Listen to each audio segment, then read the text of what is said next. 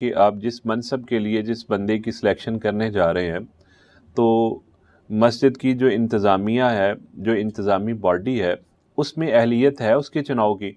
बहुत अमूमन ज़रूरी बात। होता क्या है कि जो इंटरव्यू लेने वाले हैं, उनका इंटरव्यू का मेयार क्या होता है कि जी इंदे को लेके दर्स दुआ लो जी।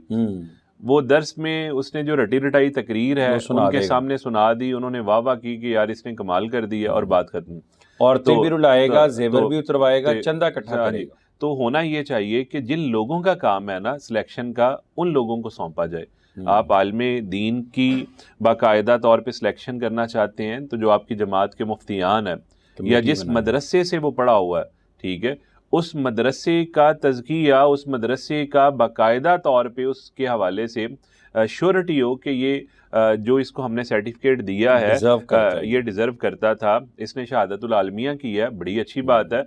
तो मैं ऐसे बहुत सारे लोगों को जानता हूँ जिनके पास मदारस के असनाद भी मौजूद हैं, लेकिन जब उनको सामने बैठ के उनके साथ जब इल्मी हवाले से बातचीत की जाए, तो वो कर ही नहीं पाते बेचारे।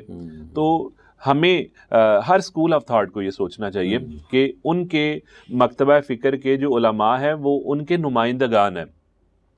किसी भी मस्जिद में बैठे हुए हैं, ऐसी कमेटियाँ जमाती सतह पे मौजूद हों, जहाँ से उनका इंतखाब हो और मेरिट के ऊपर हो, कोई सिफारिश, कोई किसी किस्म का जो है ना मामला ना हो।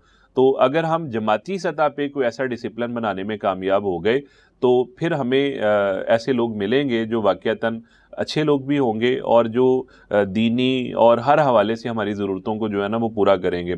लेकिन अगर हमने सिर्फ़ बाबों के सुपुर्द कर दिया, जैसा कि आजकल मौजूद है, तो फिर गवैये किस्म के लोग जो है ना मिंबरों के ऊपर बैठेंगे और जो सुर लगा के और और जो गलत कुरान मजीद भी पढ़ेंगे, गलत कुरान करीम पढ़ेंगे। तजवीद व तो किरात के कवायद से बिल्कुल, वाकफियत नहीं आपने होगी। कारी साहब रखने हैं तो तजवीद व किरात के जो मुसल्लमा हमारे असातिज़ा किराम हैं। अभी पिछले दिनों कारी इदरीसुल आसम राहिमहुल्लाह की वफ़ात हुई, आपको पता है कि लाखों लोग उनके शागिर्दान हैं। लाखों लोगों ने उनसे जो है ना कुरान करीम को सीखा है तजवीद के साथ।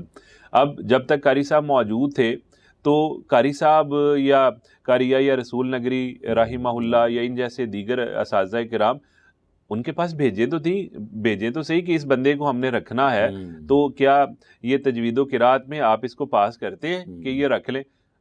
हमने सोचा कि एक बंदा बस उसने दाढ़ी रख ली, सर पे रुमाल रख लिया, थोड़ा-सा अपना हुलिया अच्छा कर लिया, या 2-4 किसी की नकल उतार ली इमाम हाँ जी। काबा की या किसी और की, तो उसी को हमने अब कैटेगराइज कर दिया कि यही अब इमाम सेलेक्ट होगा। यही गलती है। मेरा ख्याल है कि नक्काल लोगों की हौसला शिकनी होनी चाहिए। अपनी नक पहचान आज खुद से पैदा अपनी करें। पहचान खुद करें।